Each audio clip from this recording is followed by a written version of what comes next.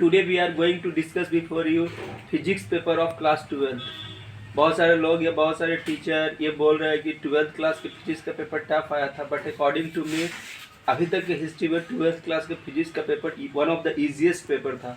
Because of ये वैसे questions पूछे गए थे जो जो जो स्टूडेंट्स चैप्टर पढ़ा होगा, टू द पॉइंट चैप्टर पढ़ा होगा, वो सारे क्वेश्चन का जवाब इजीली दिया होगा। वैसे स्टूडेंट जो सिर्फ फार्मूला को मगअप किया होगा या ट्रेडिशनल तरीका से कि refraction through cut surface, lens maker formula, prism, ये सब का proof Biot Savart law, Ampere circuital law, और मॉडर्न फिजिक्स में जाए तो उधर फोटो इलेक्ट्रिक इफेक्ट में आइंस्टाइन्स इक्वेशन, ये सब ट्रेडिशनल क्वेश्चन थे जो कि हर साल आते थे। बट इस साल ट्रेडिशनल क्वेश्चन ना पूछ करके चैप्टर का जो कंसेप्चुअल क्वेश्चन होता है, जो टू दी पॉइंट जो बच्चे चैप्टर बनाते हैं, वो बच्चे इस सारे प्रश्नों का जवाब दिए होंगे।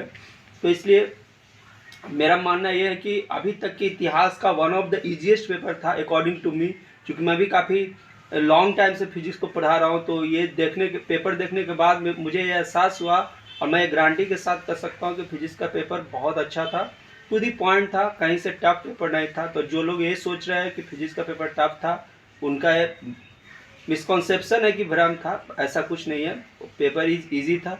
हाँ, पिछले साल जो फिजिक्स का पेपर पूछा गया था वो जेईई मेन लेवल का था, वो मैं मान सकता हूँ थोड़ा टफर साइड था, बट इस साल पेपर इजियर साइड था। तो मैं ये कहना चाहूँगा कि आप जो भी आने वाले एस्पायरेंट्स हैं वो चैप्टर को टू दी पॉइंट पर हैं। डेरिवेशन नहीं रटे कि 10-15 डेरिवेशन है उसको रट लिए, इतना में से ही आएगा, या ये फिक्स क्वेश्चन है इसको रट लिए इससे होगा। इससे रट करके भी अगर आप पास कर जाइएगा तो आपको बेनिफिट नहीं होगा। इसलिए अकॉर्डिंग टू मी फिजिक्स का पेपर अच्छा था। और अगर आने वाले एस्पायरेंट्स को मैं यही कहना चाहूँगा कि आप कोई भी चैप्टर को टू दी पॉइंट पढ़ें, चैप्टर के कंटेंट को देखते हुए उसका हर एक पॉइंट को पढ़ें और उस पर बेस्ड क्वेश्चन बनाएं।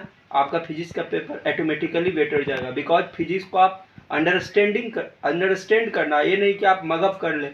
फार्मूला का हाउ एंड वाई, उसका प्रूफ कैसे आया, ये जानना बहुत ज़रूरी है। तो all the best for your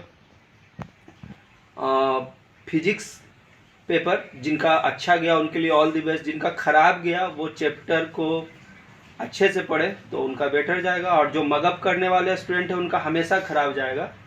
और आने वाले स्टूडेंट्स जो फिजिक्स का पेपर फिजिक्स में बेटर करना चाहते हैं, उनको मैं यही एडवाइस करना चाहूँगा कि आप चैप्टर को टू दी पॉइंट पढ़ें, चैप्टर को मगअप मत करें, चैप्टर को एकदम मेमोराइज मत करें कि एकदम मेमोराइज कर लिए और एग्ज़ाम में जाके वोमिटिंग कर दिए, ये लिख करके चल आएंगे। तो इससे आपका कहीं से कोई फ़ायदा नहीं होगा। तो डेट्स ऑल।